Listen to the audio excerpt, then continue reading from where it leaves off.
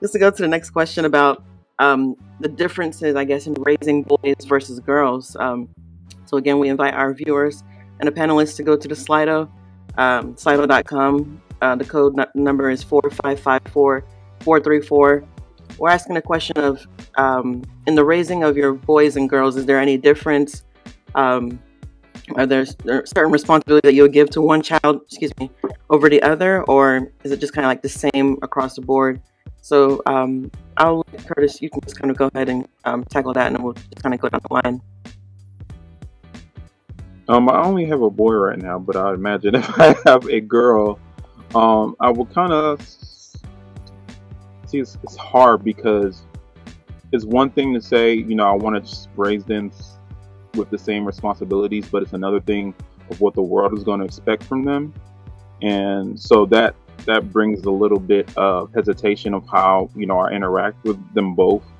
But I want to teach my son the responsibilities, the proper responsibilities for him to grow up to be a man that knows how to take care of him and his family. But I also want to teach my daughter those responsibilities, for her to know that she can handle her responsibilities without someone. Not saying that she shouldn't have somebody, or she can't be relying on somebody, but she has to know how to do it for herself before she is able to rely on anybody else, if that makes sense.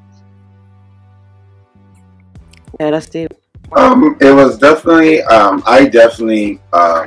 a proponent of, I guess, equal, but I do recognize that there is a male and there's a female, and they have certain inherent, viewpoints, and especially like in my work that I do now, I work with, high school kids, and I realized that I have to do something different to get more men to be involved in my program, because the age group that I'm dealing with, the ladies are simply just way more advanced than the men.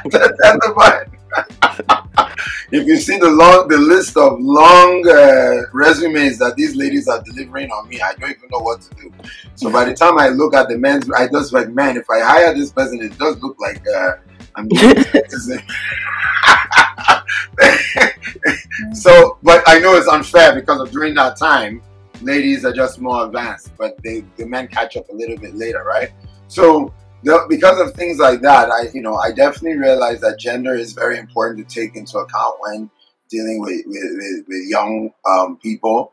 As we all know, we've all heard the examples of how, a mother will aid a young man's perception of how he deals with women, and vice versa, right? A dad and his daughter's relationship, and how that So these things are, there is a difference, and I believe it, and that's one thing I do like about our feminism in Africa. It does celebrate being a woman. It's not like all subservient. In fact, some of the toughest people I won't play around with. They're ladies. Oh my goodness. So it is what it is. So I go with different, but so my son is more, of course, I am more strict with him. My daughter, unfortunately, I was unable to maneuver her, but she gets a little bit more, a little bit more what my son would say, that I'm spoiling her. Let me just put it like that. But it is what it is. Thank you. Nina? For me, I feel like, so the reason why personally I feel like when women, African women, I'll be very specific, kind of thrive when they come into a Western world where they're given all these opportunities, is because growing up, women are thought to be very dynamic. We have to be firm but calm. We have to be strong but soft. We have to know how to take care of a home but don't appear too strong. We from a very young age, women are taught how to, or I don't know that we were taught or forced, or life makes it that way. But a lot of women are very, very dynamic in their thought process and how they have to behave. in different scenarios. Boys never had to do that. And I feel like I have 2 boys, and I feel like that's one of the biggest reasons why, you know, like Curtis said, women will tend to thrive because we're more resilient, just because of how, and I think it's worldwide, you know, women have gone through these scenarios where we have to adjust and readjust. We're supposed to be these superhumans that can just, you know, transform as needed. I want that for my boys. And that's why I would say this equal. I wouldn't say different, because it is true. The world expects certain things from men and from women. But if we can kind of instill that in both, you know, how will that come out to be? You know what I mean? So for me, I want my boys to learn all those nuances as boys. I haven't been blessed with a girl yet. And with them, I want them to know how to take care of a home. I want them to know how to read emotions. I want them to be emotionally intelligent. I want them to know when and what to say at certain times. Don't be cross and, you know, like, you know what I mean? Boy, like, and don't be like a man. You know, so for me, I want to say give them the same responsibilities, because when you start to divide it, that's where the whole thing comes in. Like, oh, a woman, you know, you're a woman, you should, yeah, you're a man, you should also, you know when to do this and when not to do this. So, I mean, I don't know how it's going to work out, but that is my, you know, that is my parental intention right now, to give them the same steps I would give if I had a daughter.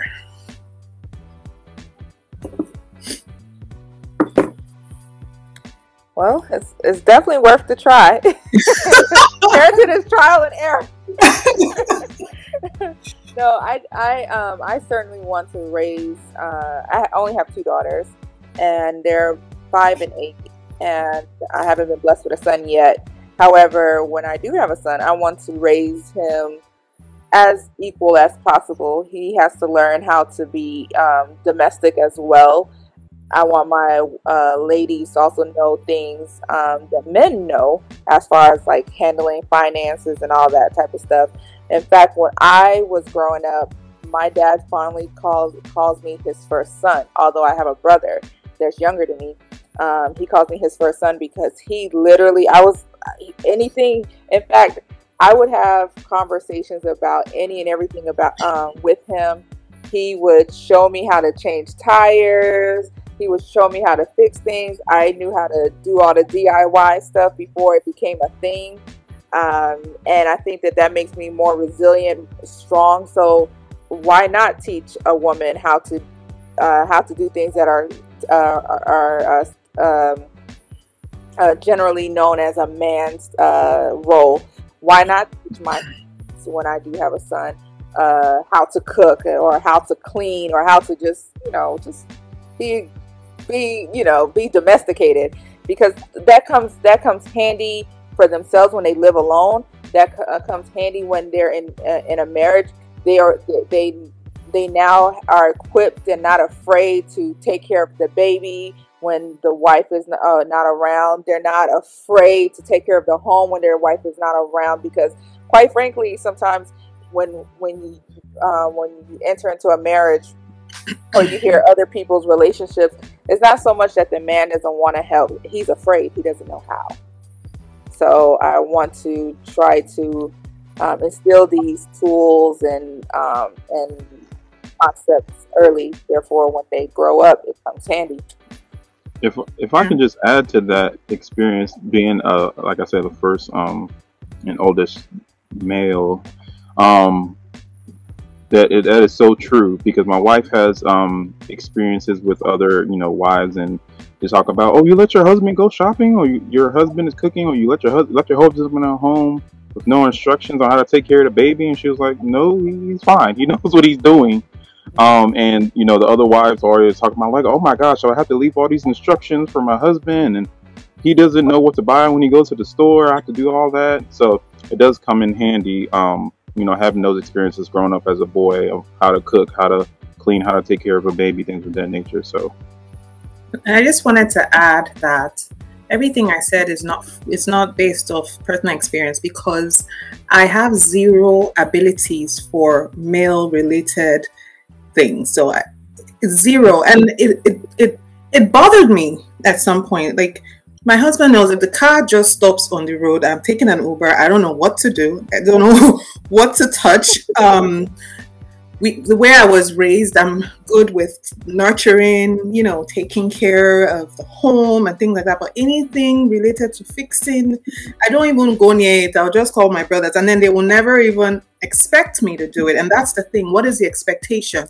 There was no expectation from me to learn any of those handy things. So now I'm zero. I don't have any skill whatsoever when it comes to such things. So I envy you, Amaka, and that's what I want for my kids too, where they're not completely unable to do one section of life. Because when I came to America, I didn't have my brothers, I didn't have my dad, you know. So now, how do I own a car? I'm calling people, I'm begging friends to come and figure this out, and they are charging me an arm and a leg because I don't know what they're talking about. You know what I mean? So I think it based on my personal experience, I don't want my kids to just have zero knowledge in one aspect of real life, because it is real life. Well, don't envy me too much, because nowadays we're all about soft life. Right. If you need your car fixed, call AAA or your insurance company. Right.